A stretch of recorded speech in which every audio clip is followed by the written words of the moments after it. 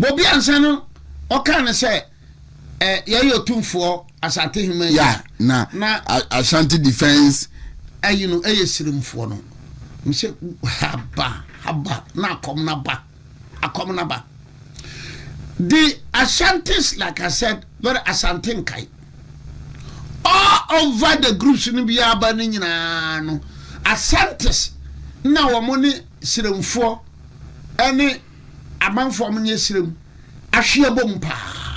A very good relationship since 1700.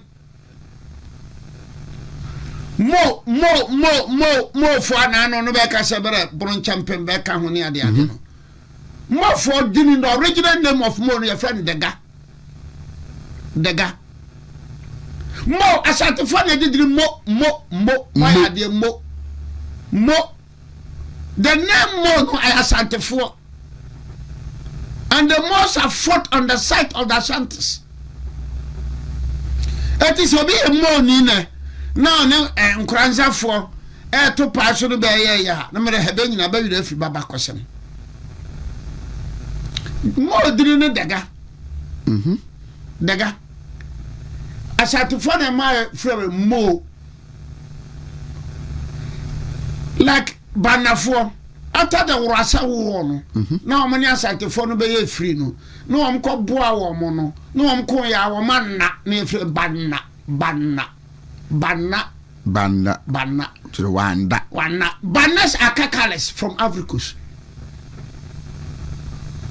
So Ashanti from that explains why in October 1958 when they were forming the United Party, the Northern People's Party, it was formed in April 1954.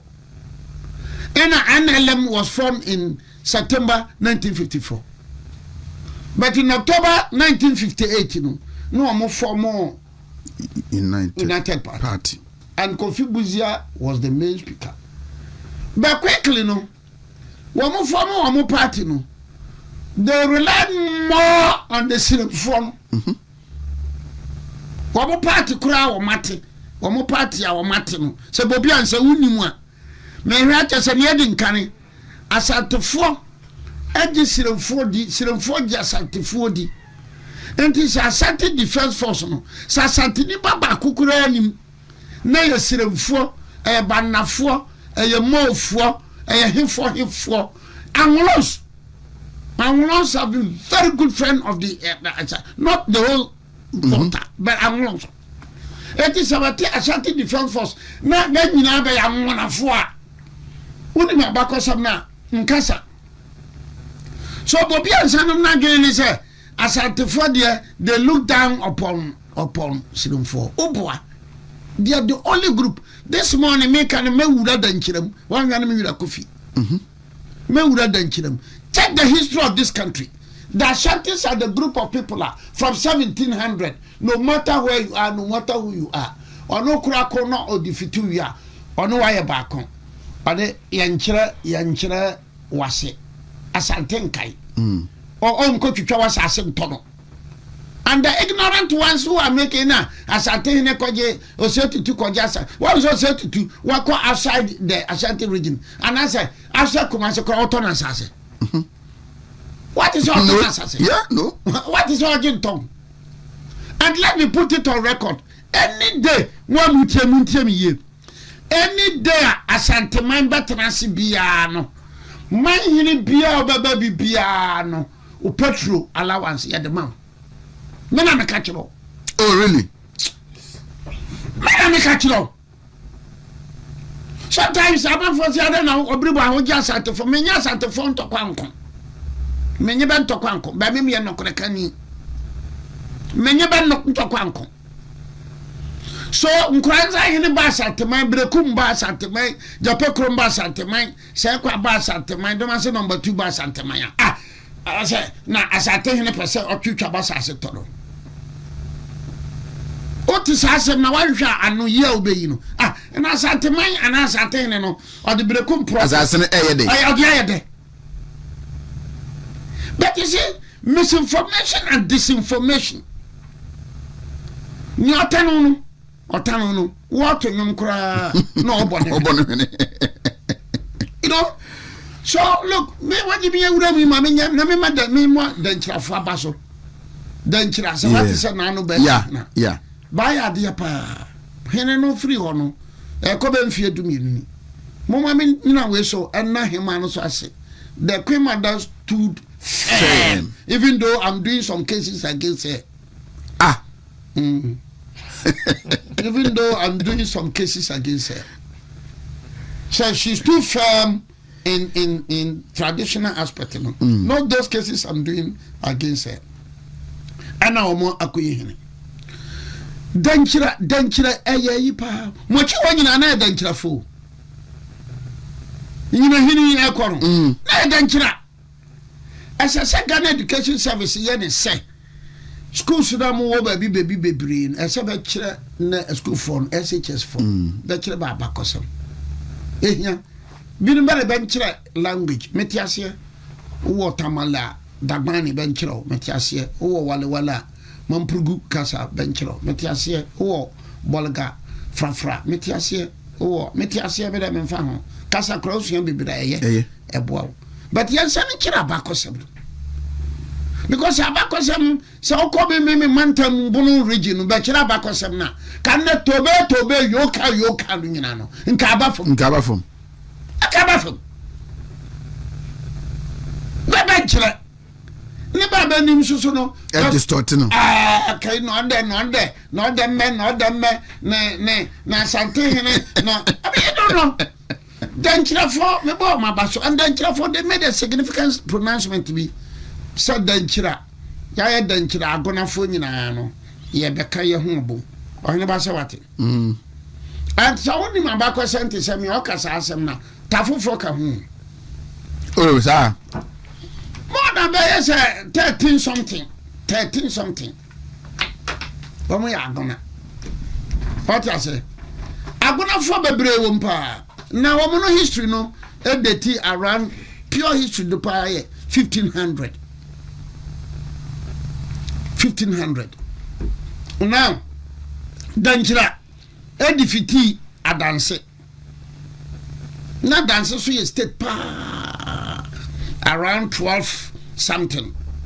The danchira defeated a dancer no. Ne danchira be a champion.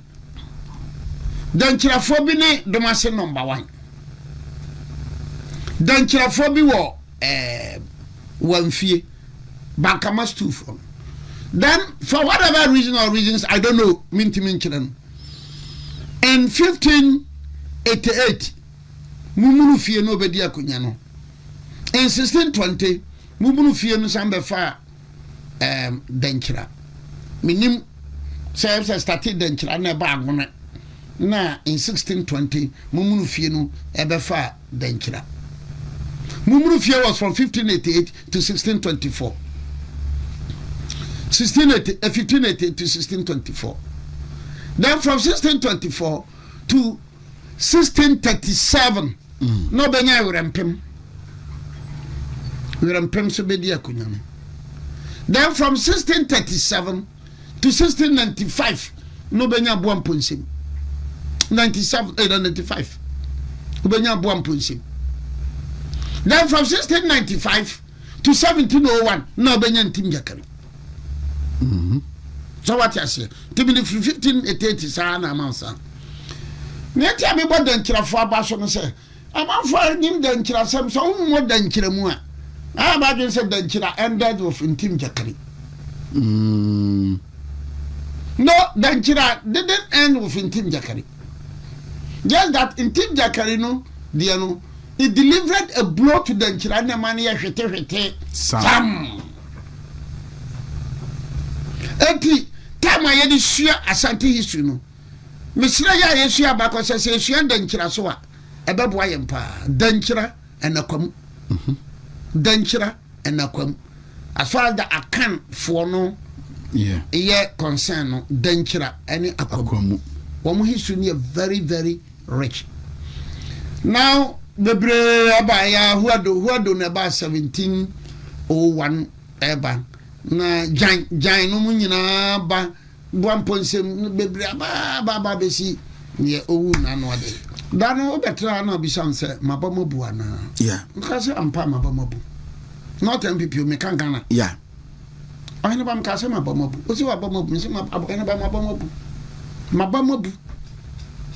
Because let's be very honest. MPP ni Ghana so nko wiase wie. Yeah.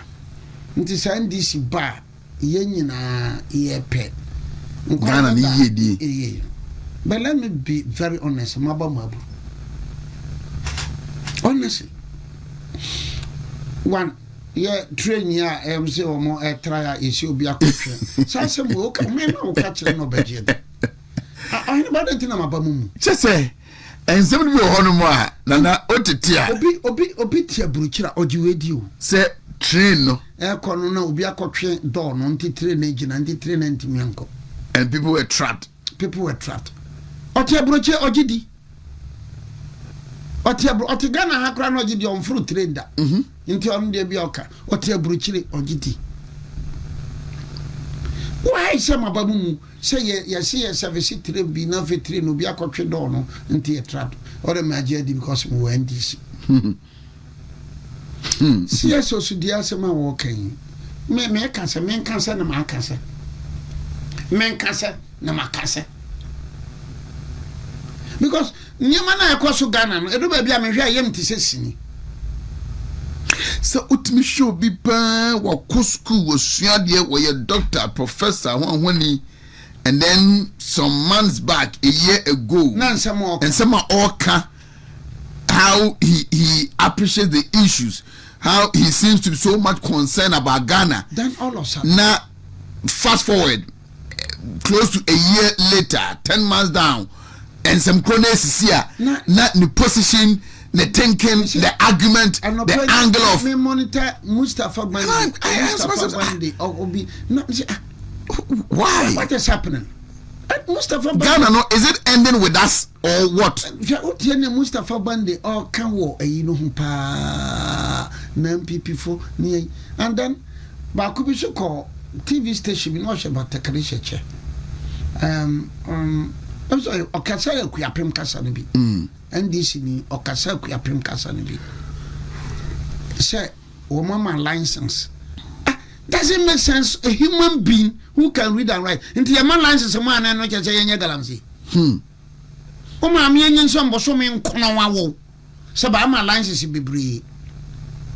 Entiana Magalansi at Tetia. And a galamsi to cry, I can Montiasi. Otaba, and so Otoba, Adom, and answer. Or Obanano, will be a or Kakapim, you say, or your NDC, your communicator. Say your man license na galamsey.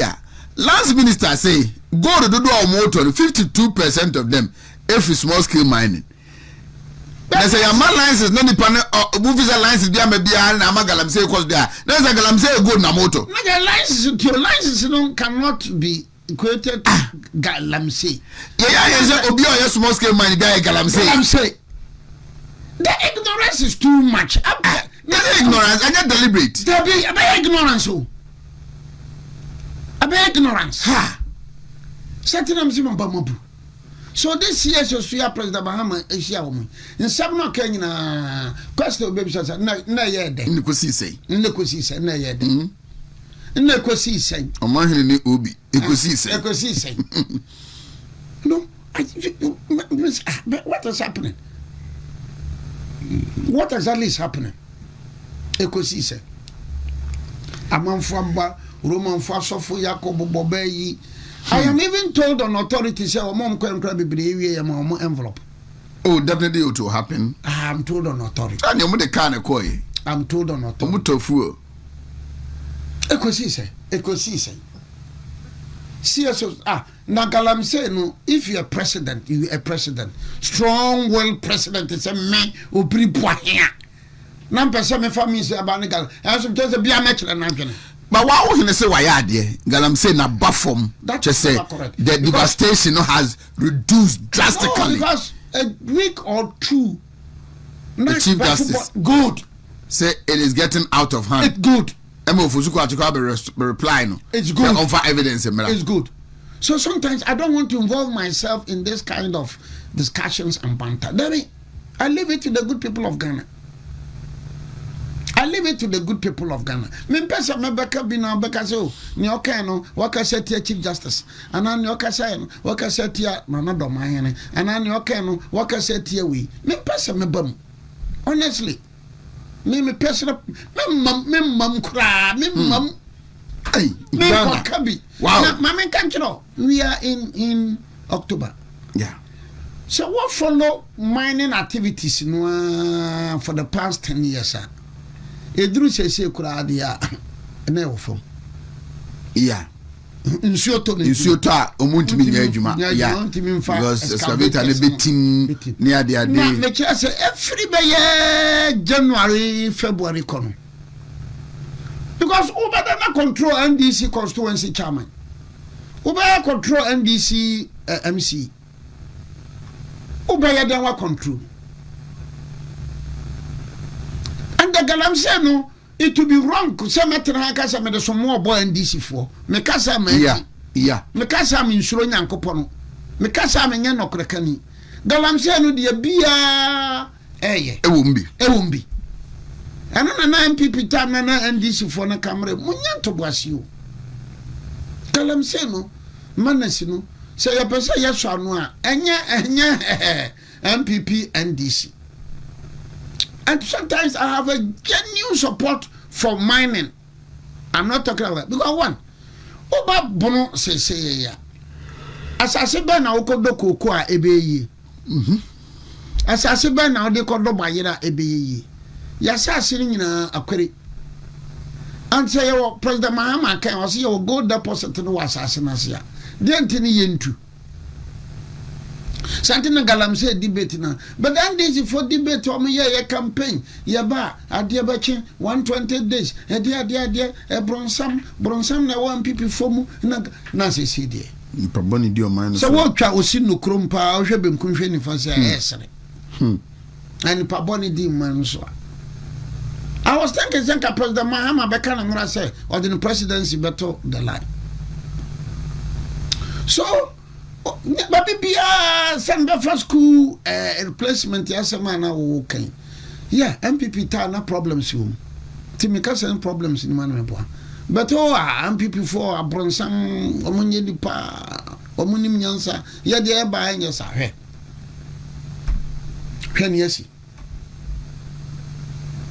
Me betra hala chika say look, African intellectuals, African politicians. Michelle Yankopo and some baby say Yankopo ne be because President Mahama ne Ruto Mako Gina US UN General Assembly. Can you 3 days ago no yesi wo Uganda. Bobby Wine or co campaign Bobby Wine or co campaign. So ni Bobby Wine. Yeah. Or co campaign kura alanga. Bara ba manon co campaign. On co kuru ba manon ko. This is Africa. President Mahama dey asem na wo kan. Kujina UN go Gaza ne. Gaza. Are you people serious? Mahama, Ruto, are they serious? Shitting in Nigeria. Ya grow stage be a ya chinipa. Na wako to yesika. Na wajano. That's about could be a sea war as a plateau state also. The Papa Brube Diana. Crofon the moto. Na kokrumo. Kum nipa tu jatu mina. That very day nipa we and a chanbebo so many people Gaza. Are you think that you people African leaders they are making noise, ugly noise? They are making ugly noise. President Mahama wakwa jina say slave trade obeje reparation. Oh who go to Jamaica. Go to Jamaica now as I'm talking. Omusika bi say nipa na ni ti daso no. Oya one of the slaves na yachi wom from Ashanti no ba ni din daso. Jamaica for nani or more recognize no ni sika signity Ghana I know your ba no wa ben pa na near them pa okokoso revolt nyina Jamaica. Now at the time of President Mahama we all reparation a court in Switzerland a convicted Equatorial Guinea president Neba who is the vice president? Yeah, the vice president. So you have $29 million. $29 Come on, up. The casa. what to talk my tone. So minya ruto rinya Ramaphosa minya African leaders ni bi me beto wo say na me lecture wo mo a me mfa pen me mfa paper makasa mo ma hu say we be hear say yeah san ye ni ya ya kan wo wiase then ni abeka as we are talking this morning South Sudan Southern Sudan wo mo kiye peace agreement bi no. The Southern Sudan Prime Minister, Sudan or Machino is being tried or them. Sudan. Africa leaders are question or UN Sudan one account. Oh, one account was him. Nanya baby, I quite question Nasdaq. I'll be better on photo and quantity here. We have a problem. We don't have good leaders. Enra Pokagami na ba na kachiri wamo de na kosto sojam kini mabe miensa no sojam and like Uganda president no ni first born wo sojam wo soja panyina likely obaba be dia kunya no sana Pokagami soaye me chese yakoya na be the hell is Africa is a hell otinasi hwani yakoso okemaro Okokura ontimi nante. The Speaker of Parliament required the any champion bia. You go back 100 years. So I've given up because President Mahama disappointed me Obribwahi. Why? Because so many say hwe be eyeda measures be will be set in place. Yeah, because especially Obia Meme Kasa pass cathedral na MPP for the taxpayers money, you know. Menti asen meni nye honnem. Anya sa na me no. President Mahama Baya all changing from cathedral to museum. With the same source of funding and the same contractors. President Mahama. Na and this bapa wa cathedral and wasn't bit madasa. What my MPP for di mi atama somebody matan say besram MPP first. What for Obribwahi, what for Obribwahi, what for I was thinking, Sir President Mahama, because we are converting it into a hospital or a clinic. Hospital or a clinic. Yeah, the my private person be on my hospital or no my clinic. No one shall man for. Look at this. President Mahama, and I'm here, or see metro buses or Mukofabia ba. Metro buses the car. I just sent it to shares room. And the car. So MPP na metro mass na me ka ho asem na MPP for bere everybody onyagbemi na NDC so aba also President Mahama say metro bus ntisa so NDC for so beka onyagbemi he has been a huge disappointment but bia so that Mahama pa me ambetra ka say we are smart dwame no oni me akoso Shekoko but about to and even 4,000. But Erikopoku play minim some more on Orikopoku show. Say your town and ton 6,000 mercury and Nakukuri Yadia and Asequia for Nadia. So okay. Yeah. And Erikopoku is the minister for Agrek. Sankora Erikopoku. No wonder Kwamna Boka say your opposition I say na yesi kasano. Yama power more. Entesa. Kasam tira me bi push ya ba ka nyina na no metranse hwa ya brekum drobo sampa road and can be and can be pushing. But this is one particular road you move bebre ya worried. Na I drobo kwan se krum de kura de na se bi jaika. Drobo kwan se krum kura de na se mi jaika. Bibi nsama na meka famia me party MPP ho say say MPP foi sa mo yom no mo yom MPP and this is so be ba nya mam nya nsere bibi bia emfa so coming back to see us so we share one e ko si say akwa bi na ko secondary school no be man no bayire so o fie no tindi bayire nson na nwotwe no be ko man no bayire nnan odi wi ode senior nti yekodi na no ani we are going to reset nti ani. And you have a whole minister for justice and attorney general picking publicly say won't to me Jordan Brahmi of how do you cheapen the ethics of our profession like that? Is that how lawyers are supposed to? Oh, you think so? Oh, yes.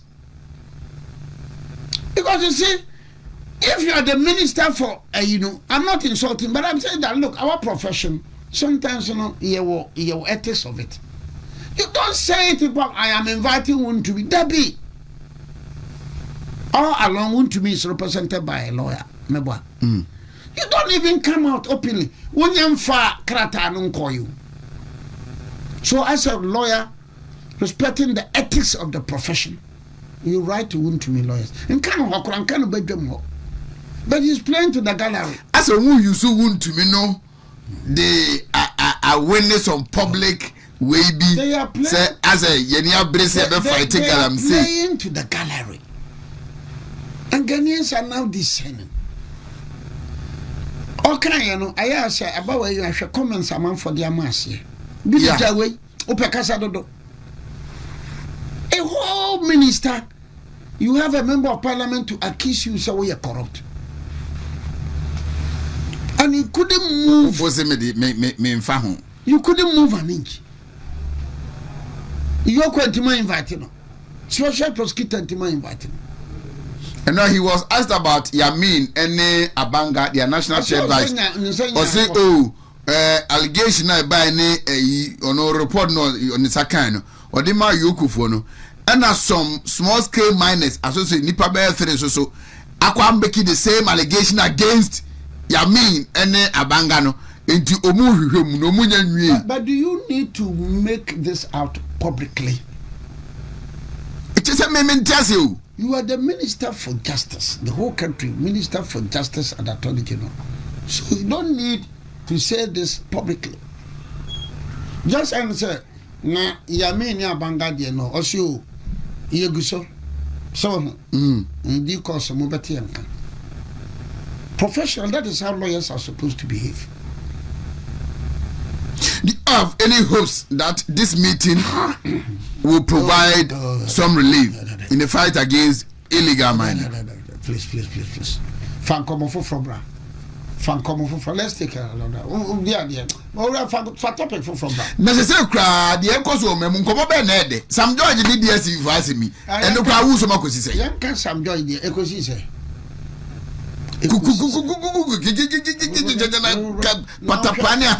Press conference. Now you are engaging a journalist. Obusa question again said GS4 should spend time on comprehension. Evans.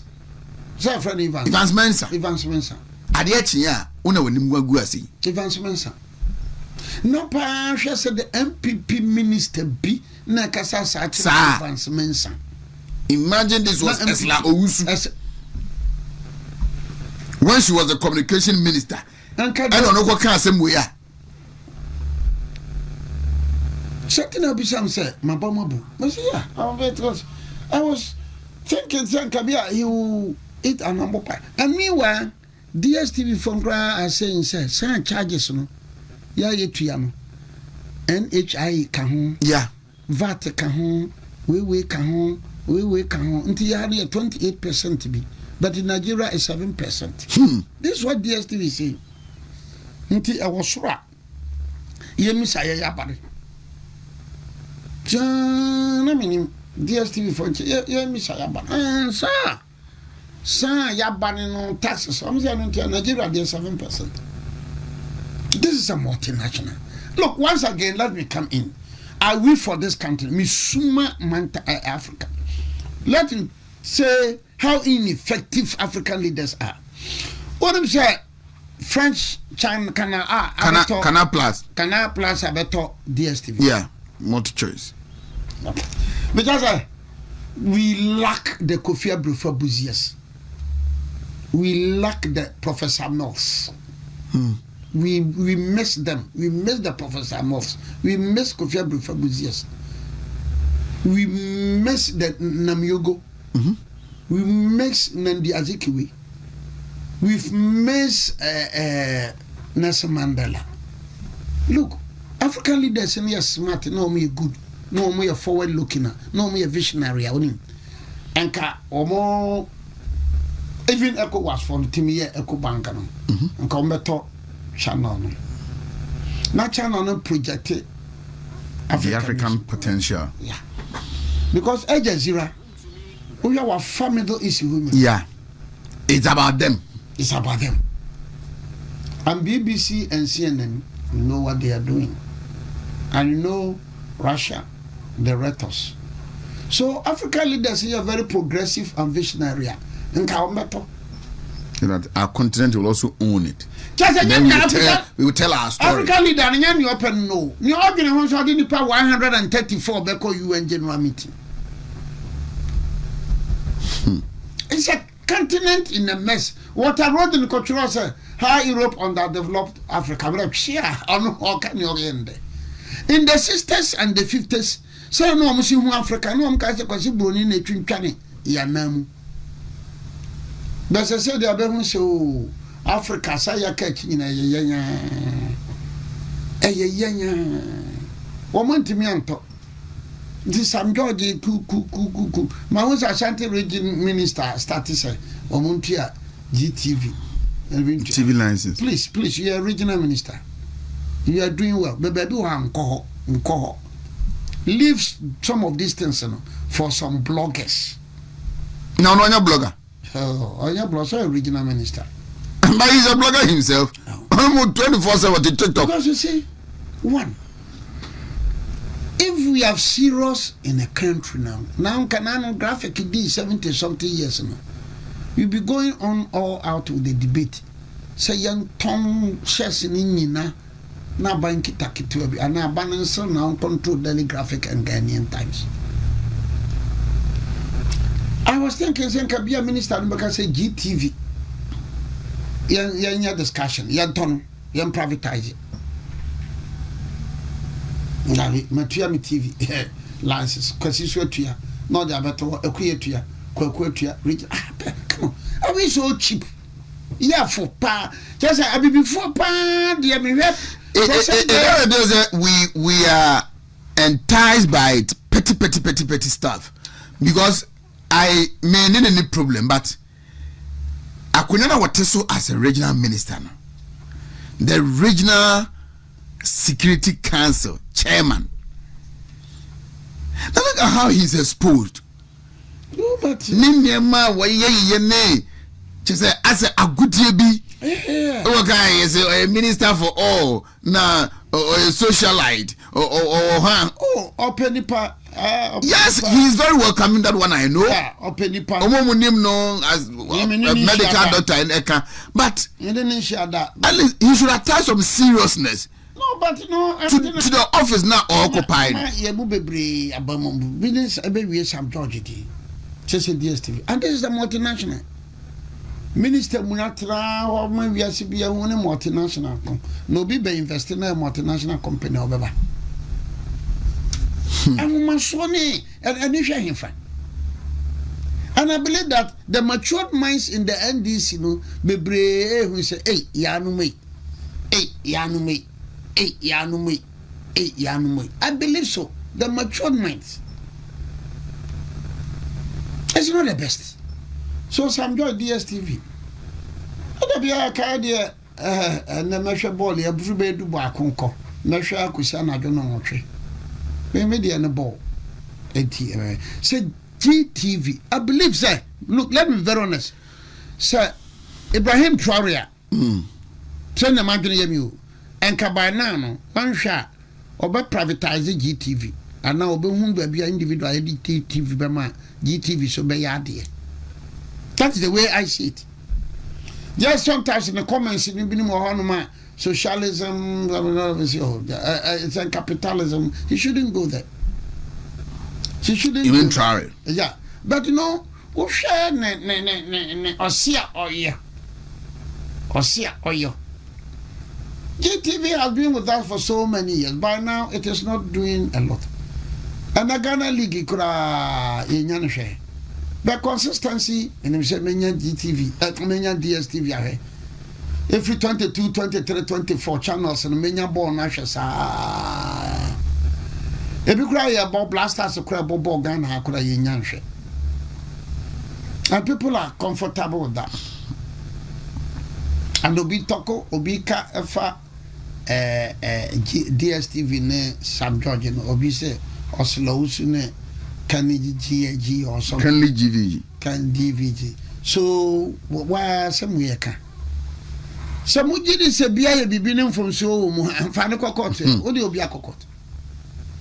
What do you be and say, and then say, Masa mayanya yomo samon kananda ya nhania ya de ebe kan to aso ne nhania ya kan to aso because the President Mahama ne wo mkohia yi ankosi hwe na enkosi hwe because our law no kra ma manfo forest mu the law is still there na no mkohia nza me hwe ya me Professor Jampo ada huna manhu ana le mi anga se manhu no Professor Jampo na Kobi Mensa so manhu wo na Oliver so manhu Oliver so mana meboa ana mani na bofa so ana Raf the citizen Raf the Oligania ya kunka sa muka Raf the Oligania ana manhu it tells you that look anyemre you know Africa disappointment from your leaders the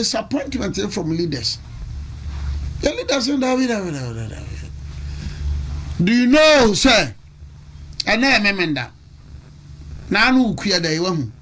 Some soldiers in Benin had the message Akakoma to Ore in Burkina Faso say, more soldiers. Sit the government in Benin. Look at this. When I read it,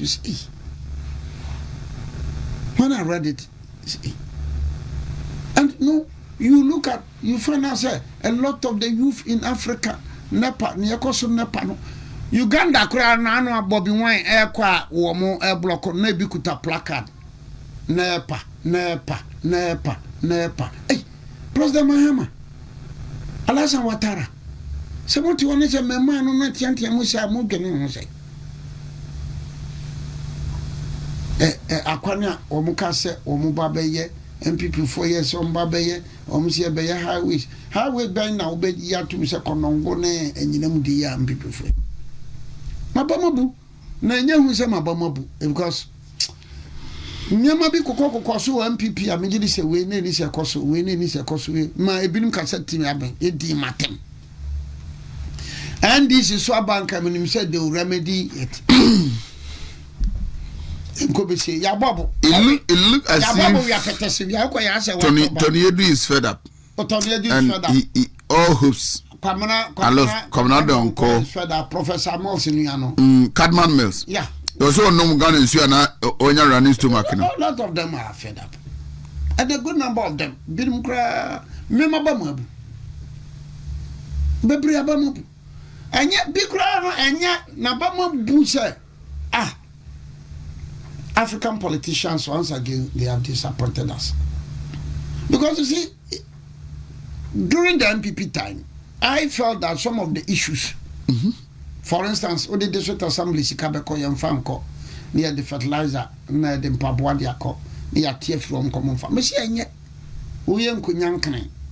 Nana Bessinoko. Now Bessinoko. Monsieur, what does it make sense? How should that be sort of Common Farm handle Assembly Sikasa? And then there is a promise of a reset. There's a promise of and the reset is doing same. The reset is even making resetting it worse.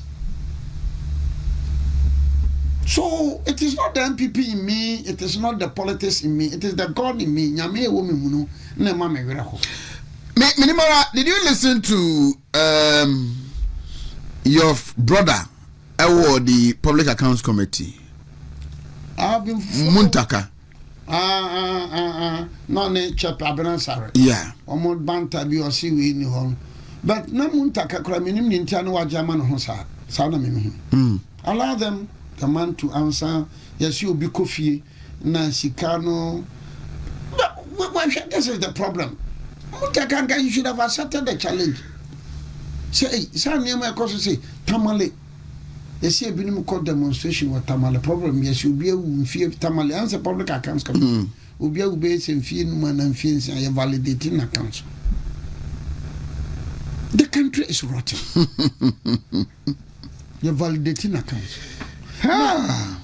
I know. Yeah, showing ya me. Yeah, didn't know quarry. Yeah, didn't yam shunu. There be a way here new. Because you don't cut corners. You don't cut corners. It in your maya passa. You just as it to yes, ye de be say. Now, Lance Office of Yako to trust assassin, no attorney billions. Enquisi baby. We have a very big problem on hand. Say baby, I drupa. Minim Selka say I'm far about to Nenkase, MPP, NDC, Binbeka Selfie, we are fed up with them. That is my fear. That is my fear also. And if that happens, anybody at all can go through and emerge as a leader. That is it. Both the MPP and NDC. And no, because it looks like aspirations are not being met. What I said, would the taxpayers' money, would the SMBC cathedral? I say no, you're wrong. You don't do that. Don't use taxpayers' money. You should not profit. And it's not like the Omakanike say behind the museum. The kind of argument, the voice they raised when they were in opposition. See the Musi ha when they kick can some. If you could in zoom. Skaza no muka say Orano ebema omagino. Say about 20 million or so. Now you can na ya pilot document in a bag. Say ora from Krata yes and that's all. I thought some Rawati. Fifi Kote made a statement to be said, say a lawyer for now, a man for Mudi Orano. What guys are saying? Yes. Fifi Kote made. Erikopoku Subaya say, Omanko for Nama Galamsino. Yeah, they are aiding people. Oh, yeah, Erikopoku said it. Now, I was okay, dear Chiana, President Mahama, and that President Mahama, she a woman or cancer. No, okay, before. Okay, before. And Erikopoku was forthright. Yami was forthright. So I think I'm saying, Yami call Yoko Nadia. I say, Ania Banga. I say, Menti or Mwasi. Yami is forthright. You only admit to say yes. Women and man is coming to see a coalition center in Ashanti region. It may be the assurance was that I will help them to do their work. And Abanga, I know he's a minor. Yeah. So Abanga yede. Yami yede. Erikopoku wakamboni. Asema Erikopoku ke wati. Asema Erikopoku ke. And President na yete se onti. Ni Erikopoku ke wati. Mabamobu. Yami si yanka nokore. Me mabamobu. I will not sit here and say, oh, there is a hope in 2028 MPP Bapawa. Me say mabamobu for African intellectuals, some African intellectuals and some African politicians. Because me who bebre one MPP himself, they are now ammonia materials as a ministers. A binom are very corrupt. And this is Susuba Yeswa, a binom Susuba, Bobo. Something what you say, me have a politician and see my heading. You see, crony a friend, missing Kofokru, missing It Ghana Pani pen and uni. No, the total of the crowd, the MPP for the policies be cry. Pro-poor policies be nay. Up to now, me more pro-poor policy and free senior high school, card, health insurance, MPP for the union. I mean, what's this? Attended I know the beer and this for ya the attended from a handsome to attended and woman bloggers, and I believe, sir, she can't come out for Suquakin at his ministry. And so Nipa Babro said 20,000, but soon maybe a year to be my woman. I check. You been cry out, Okay, check in the background. I say profile locked. Profile locked. No woman would be attempting to politics. Obi creating Casai says Santehene Tim Casa Ubiana and then Santehene unstoppable. Is it not madness? Is it not madness? Na edugia betchre the man de akwache illegal manners when they were yard pa or fighting galamsey woni krum ahemfu no bi nsua. Last 2 or last 3 years no cry no Asantehene tu nipa ba miensa. Sabrono one day otu nipa miensa. Yeah. He distooled them. Asantehene distooled them. Wanchio. He distooled Matu. Mpasaso anasa mpasaso number 1 as number 2. 1 2. Some people don't take interest in some of these things. No, because I'll take interest in say you don't take interest in some of these things. I'm interested in Nayasi Denchira Hineno. What to be the relationship with the Asantis? Because I am told historian Bikachira me say Denchira Hineno Oba Manshia Wiem pa say Niema biasi wiem. Na say Oba Oba bi asantase ho baby no wasi na Oba. Yesi Oba nsuo tibita anase nsuo agrada bubom wo sampa yesi Denchira Hene Oba.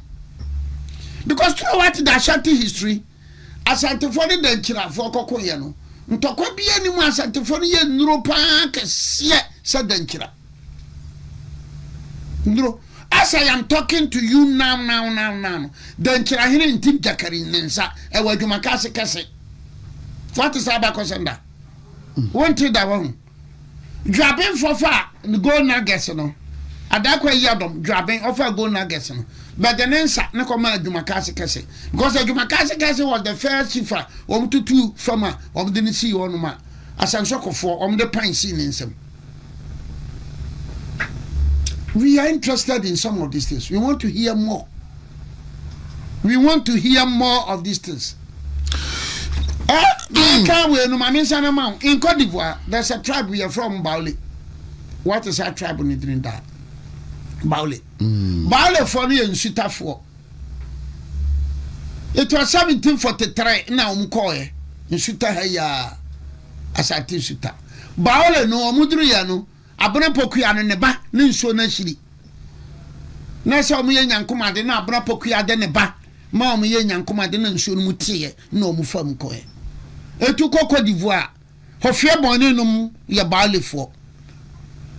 Lauren Poku, footballer, no, I Baule. Baule for and shut for. Nanim, Oklahoma, a lot of prosperous cocoa farmers ya Baule for. Wouldn't ya ever better confirm noche. Ekum as a Josso. Mokum Chuchan and Namano. No case near Peter de Boca Kudrubi and Asante Man Bidruho. And a man Santa Man Kudru. Atreno. Kudru. SHS placement. The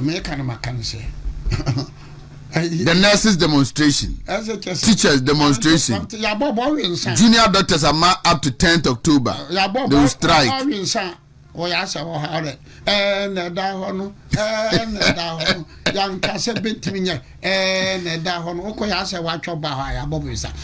Nurses demonstration. Teachers demonstration. 9 months. Unpaid salaries. Medical junior doctors issue ultimatum till 10th October. They are also striking. Teufor striking in Gromarism. I think they are still on strike. President Mahama no and in Crawford not disappointing me because MPP time no na be MPP are buying so money at the years and job for Chroma and civil society because at the same time nurses are crying, demonstrating over 9 months on paid salaries. Teachers, the same thing. For the first time, and that will be posed was visually impaired for a demonstration.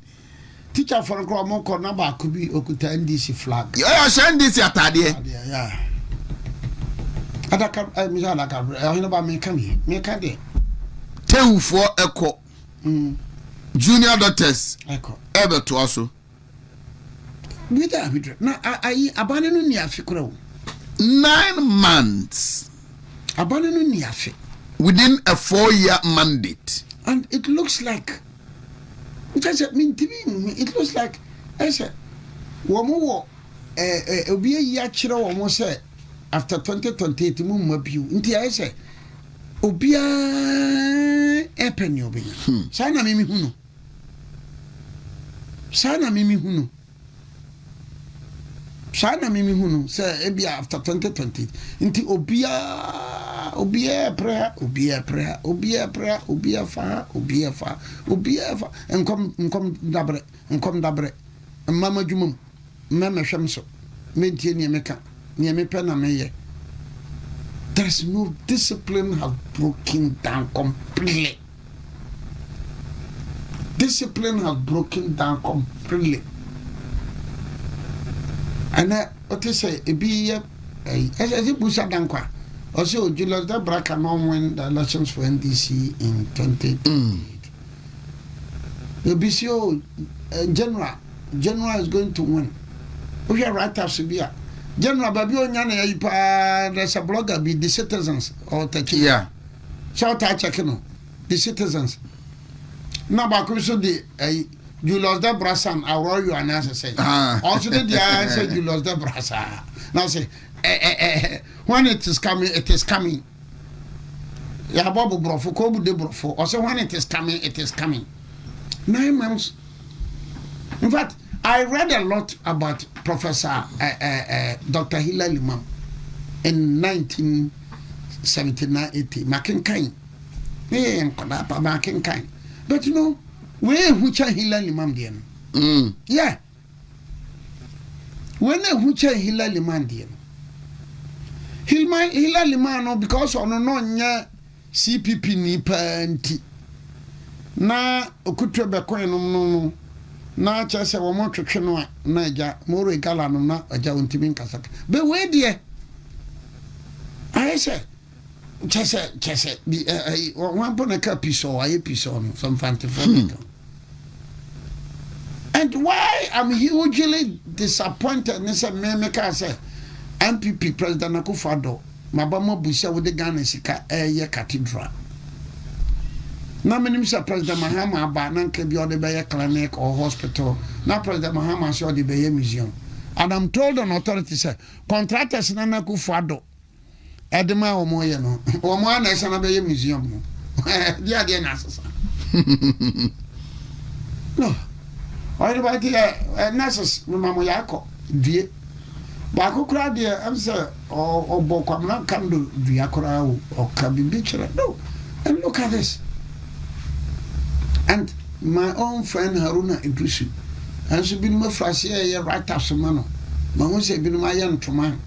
Or the 9 months, abandoning 9 months. And serious. Oh, yeah, baby cries or Moko baby. Nancy said, don't get your son. You lost the brown. Yeah, I think it was a mention. Nay, we signed a book of condolence. Is it a mention on a Lumba, one of a year I can see a baby. I'm sign a book of condolence. Now, Julius has saying we now all sorry no sitting get ya channel. Yeah, Mutania coming from a tram one fee. Aquatia, and I jantua. Na. Okay. Everybody against ethnic politics. I don't know the crowd or Yamaka. Dr. Baumia said it, and it is true. Let me repeat it.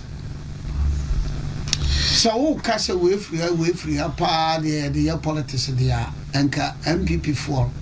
Omo de omo na Ghana nyina they embrace each other. But you know, let me be very honest and blunt. But what would you mean? With you. Let me be very honest and blunt. I think we didn't make good use, or Nanado didn't make good use of that issue during his tenure of office. Yeah, that is my personal observation. I may be wrong. But what you say? Because you know, a lot of the appointments were centered around accounts. And for me, that wasn't good for a political tradition like MPP. Let me be very blunt. This is my personal argument. Why won't me argument? Why won't me argument? Because we are the later part of Nana Donoa. Now I can't know, especially Ashanti and Eastern region. Not dozen. Nana de Bia me can't want some anything a post should be changed about Mambin. Now me can't want and yet, where yes, sir, more ha the Dankwa Buzia Dombo tradition. More ham. Because I don't think that we witness a full-blown cabinet minister from Oti region. I don't think that 2021 you buy a full-blown cabinet minister from Ahafo. I don't think that 2021 a full-blown cabinet minister from Bono East. So, Okofa ministers. You know, a cabinet minister. Martin. Letter part. Okay. Yeah. The last say you buy. Letter part. So for me, Obribuahe, me personally, and yet tribal politics in America. And yet tribal politics in America. But me, Obribuahe, you were 16 regions, remember. I believe that if the opportunity comes, now President Baumia be president, I would advise him say, region biano, yinipa bako, na ye ne cabinet minister. Region biano, yinipa bako, na region biano, yi deputy minister free ho. Okay. Region biano, serious high commissioners, ambassadors, balance no.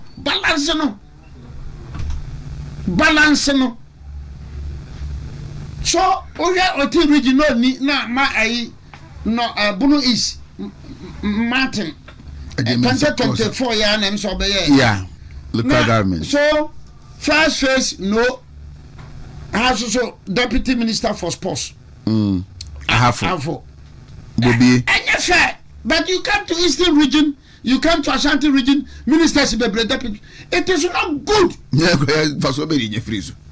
Even Eastern region, Chicha, Fabico Afram place, because Afram place why a part of Eastern region. Where can we be now people from paying for the Brebanimi and but I will not run away from that position. I will never run away from that position. And people in Ashanti, Eastern region from Kwandia.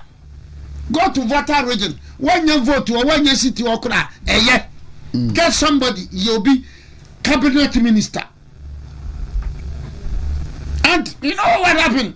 Entina Tembiano, Mimi Kasa, Utimuse, Sremfono, and young one of Fono, and then Chumurufono, but Yemi Mon, because why say your 16 regions? Mobia Volta region, when you city Bakukura, or the Mano, say cabinet minister, 20. My region be baku. We are Ashanti near East now vote to woman. No, I be a bemi and me.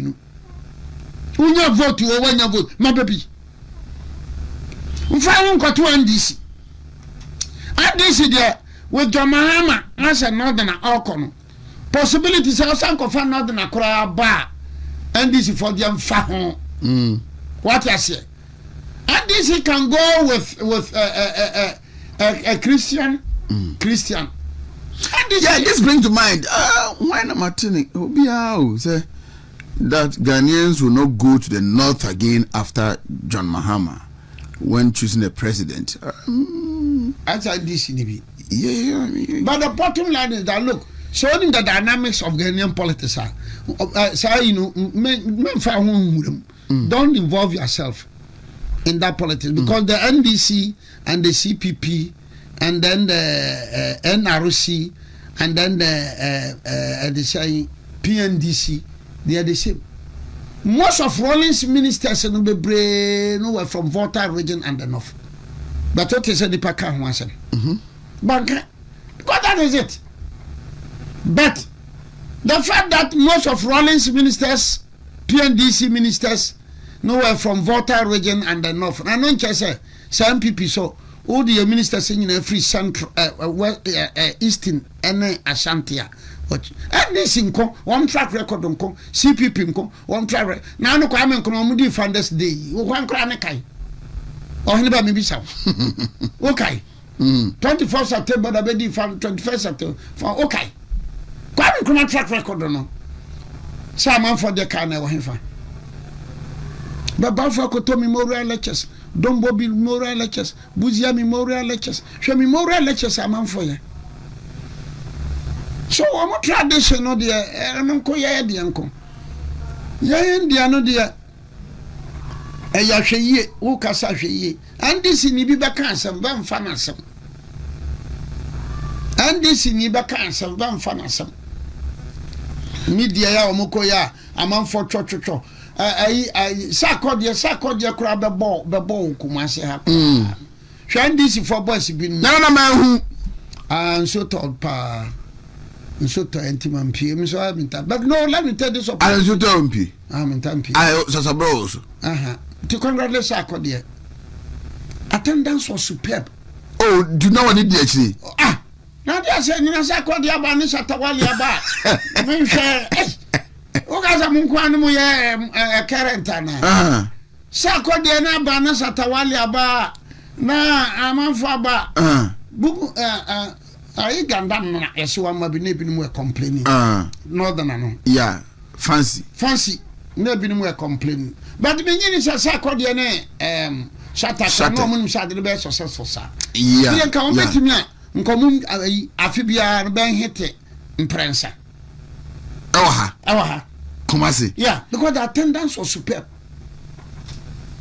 Now, what when you know we release the you know? Amatese were releasing. Ashanti your mind. Were releasing you.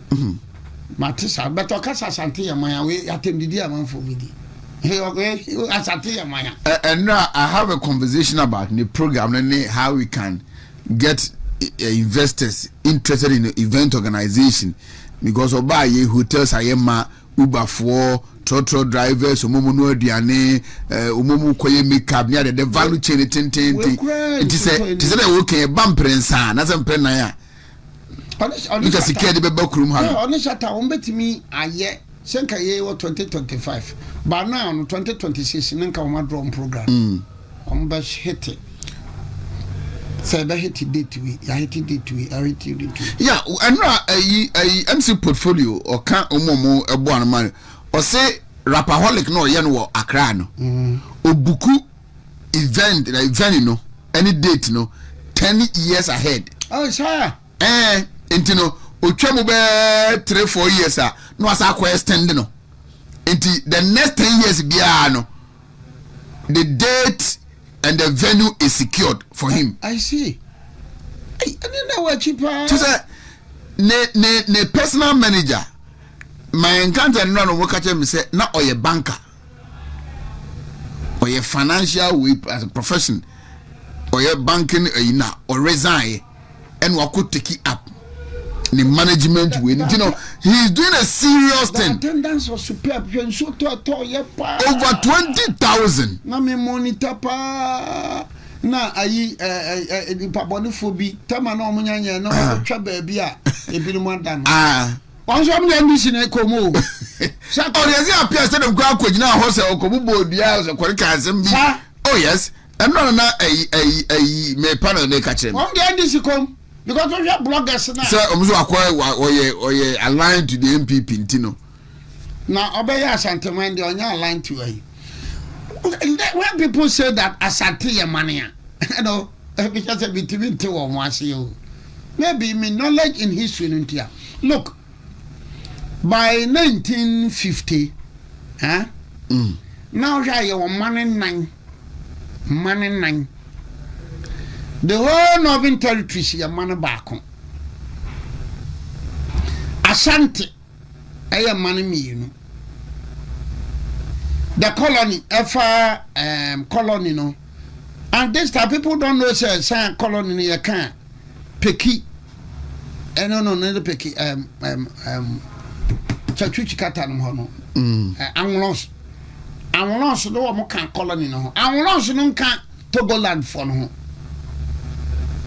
Anglon pa no mo kita no kita for ka colony no kita for kan transporter enti papa video no a wo ma mo kita no wo ma agina mu no mi say na say we abakọ say ye nkire mu ye. So there were 4 the northern territories. And Ashanti in this context means Ashanti, Bono East, and Hafo. Money. And that was why in 1957, these were some of the problems we are facing. The Ashanti didn't want to join. And it took Dan Kwamene Bebre to do a discussion behind the scenes. Because they foresaw, say, look, you can't money a one way a problem. Dated as far back as time of Ben's constitution. It is as I call the Ashanti money.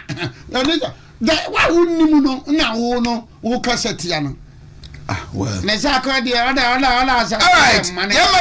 Yeah, sorry, we have some 10 minutes now. Yeah, check it out. Now, obviously, we say Julius or Sidin Ketia. Maybe was Sidin Ketia.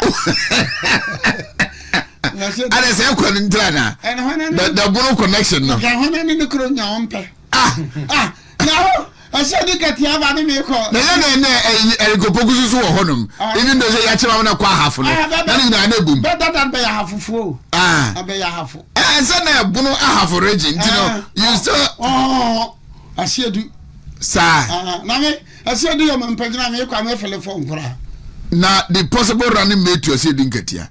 How did I do this? So never I mean telephone. Sir, Naka, sorry, I do not do it at Gumba. Now is a man proceed the Gumba and Gonja and it's a Sala Walla. The prospect now was here to get your amount high. Oh, high. And did you go for a setting get you? I look like a young minister. Was said you. Nah, but only one is a Zukono. It's interesting. I'm even for the other. But me no. NDC, they can disappoint you. Don't underrate. This one is beyond. They are good at it than us. This one. Because these people have. Most of Agman, they say John Mahama, they decide who leads the NDC. Now Rasmubarak also fire from the other angle. Say don't get your turn our corner. You see. If you are a knowledgeable person, you know in politics, NDC paid the price during the. And I'm going to share videos now with the man. During the Federal Declaration, NDC paid the price as a party. If you are knowledgeable, Rawlinson from Swao, yeah, and so Copejan and Saka said, we need because then can say Rawlinson, you know, underground. Negotiate well with Obeda Samoa and this fair colored one Gusitando. Very good. But Rollins felt said me disappointed. Let me V2. Sir. And they paid price. Go and check the 2000 results. So Guzi and Emiliata and Francis and Zedibeden. The NDC paid the price. I don't know man PPT winning Shama. I don't say Emiliata Aqua Masisi Wasaba Shama. So politics. Well, I won't put Mustafa Bande as somebody an authority. Yeah, in politics. I will not put him there. I will not put him there. I think he's an amateur. Oh, an amateur cry. You should be very careful. You need not say Mahama. The best thing can say, well, the party people will decide. Number one. Because the party people, then I'm over Congress. So the party people will decide. At the same people, they will be Samina. Miranya Michiri, Mimpekrana Tinditino. Attended na be didi attended no na michiri. But the party people will decide. And the party people, majority have decided already. And it is Baumia. Nothing changes. If you know the tradition, simplicity. If you know the tradition very well. Attended na be didi no. And yet, because I'm manager one, I say we are petition, we are petition, we know. I'm not so keen about that. That's how we get in the deal. That's how we get in the deal. Me too, Owusu, MP. No, about Gloria Owusu. Gloria, Trobu MP. No, presenting his speech. Yeah. And then I also listen to Buama Efia MP, no. And then, Suffer, no. Tobin. Asen so. Intim Fojo, Reverend Intim Fojo. Perfect. Yeah. Perfect. Perfect.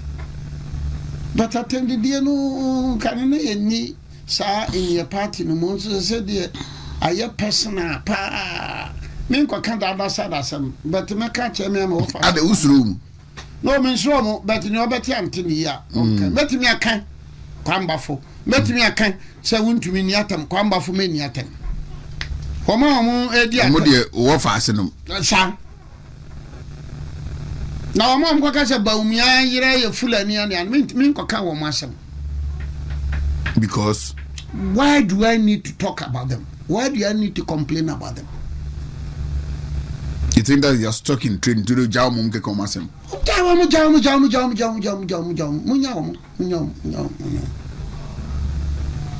Munyam. And these people were given appointments by Nanado. And now they are saying say appointees who mudi Dr. Baumia Chintian Trobentiano. So what you see? So you look at it and it's quite if you ask now it's not fair. You get an appointee. Our campaign maubi. No can you say she mudi Dr. Baumia. Omuni didi jamu ma accommodate mu na appointees no se motoba baba ma no a omane be sa benya appointment mu nto bonte mu meanwhile wo so na kitafo no nyina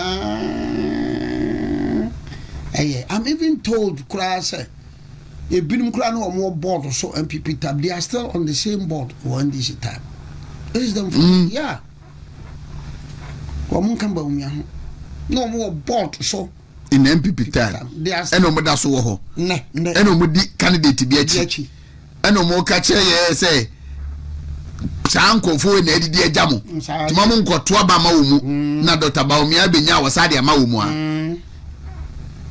and some are talking about Kramoni na de ni na de na sabio MPP parties yenya Kramoni Gaza ntokwana aba President Mahama no nyina nyankramufo no mo odeko nyankramufo Ghana ha asofo na mo abebre mo nko Israel da nso wanso bia suro so beka in support na no Israel Tunisia on Israel o makọ blast floating na bi ship bi na di ace aircon aduro aircon o makọ blast na no ada ya be ni be 4-5 days for Iran.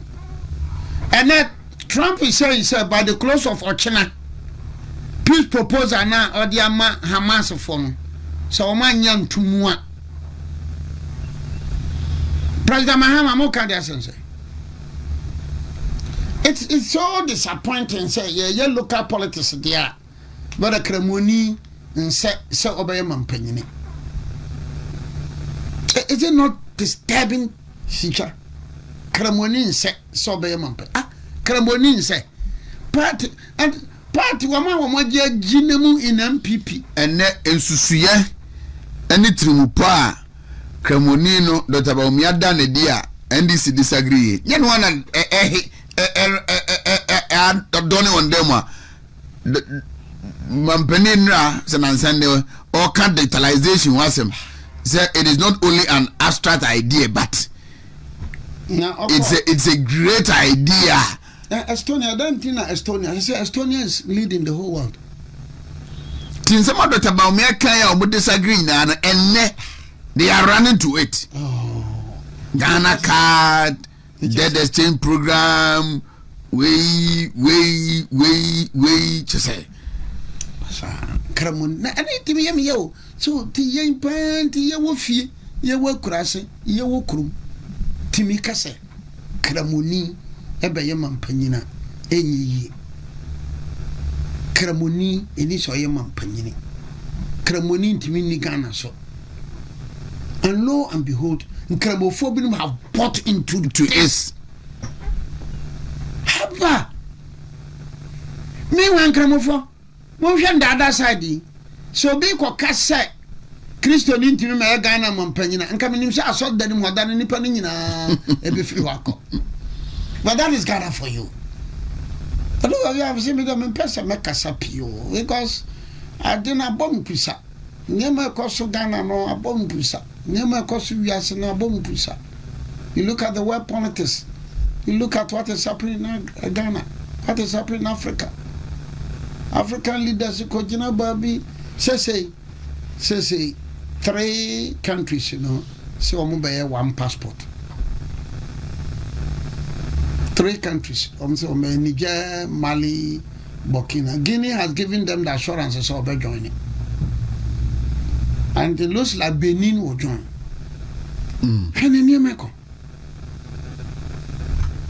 And you know, yetiha, yentimi, and we want to insist to say, Yenshi and your local language.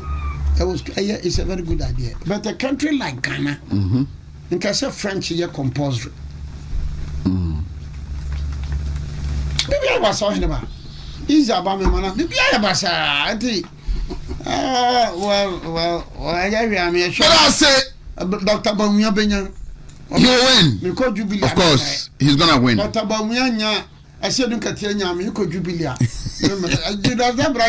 Dr. Bamia. You lost the brother. Minchino, Kopoku. But I don't know why I'm afraid to Mamma. I don't know what that's about Tabamiani. I said, in Katia, dear Maba, maybe, but I'm more serious note. I wish all of them well. I wish Dr. Baumia well. I wish Julius Debra well. I wish Asidun Katia. It won't be an easy competition because if you are knowledgeable in politics, Bosume Nkonope, a political party will be rule for 4 years. Now Bosume Nkonope, I started some. Why? Because I was listening to my brother Mura Udu last time on Metro TV. Good morning, Ghana. Uncle Ato called into the program and he looked so worried. Say 9 months, just 9 months into a 4-year mandate. Na the Omashas here, we had the whole of 1980 from September 79 to January 1980 to the end of December 1980. When we entered in 1981, agitation. But this is that never in the history of this country. 9 months. 9 months. Basic that. So that by 2027 now, when Mahama is getting ready, the ministers preparing for his exit, the regional ministers no. From P to Bremi. Because yeah. Then the national officers of the party takes over.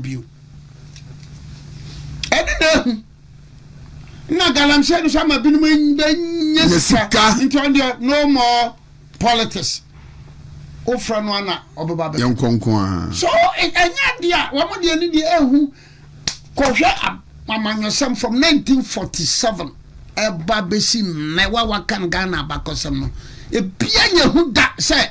the time that we are in now. And the treatment now, Modema, I see don't get some patterns and cry na money.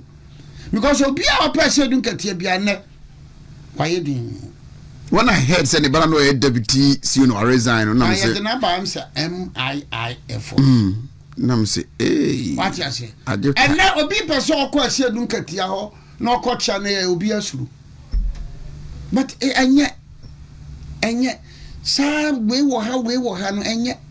say no the obaka na after the bedu 2027 no masa ebeye hu regional minister bia mfo bia ho because bia na regional minister no one Julius aye free so ne Julius ye free Mahama cannot reshuffle the person. High Commissioner Mahama ka wa ne Julius aye free bia ana one President Mahama ye free ana one Ibrahim Mahama ye free. President Mahama cannot reshuffle you. They will reshuffle only when you show signs of what you're doing. And then they will be forced to. Now, if you so on more, only I see doing Katiaho. What I say, but baby, I want so no, untimi, and you because if you say doing Katiana, and so a boano, a man, Gina baby, China. Interesting times, but we live.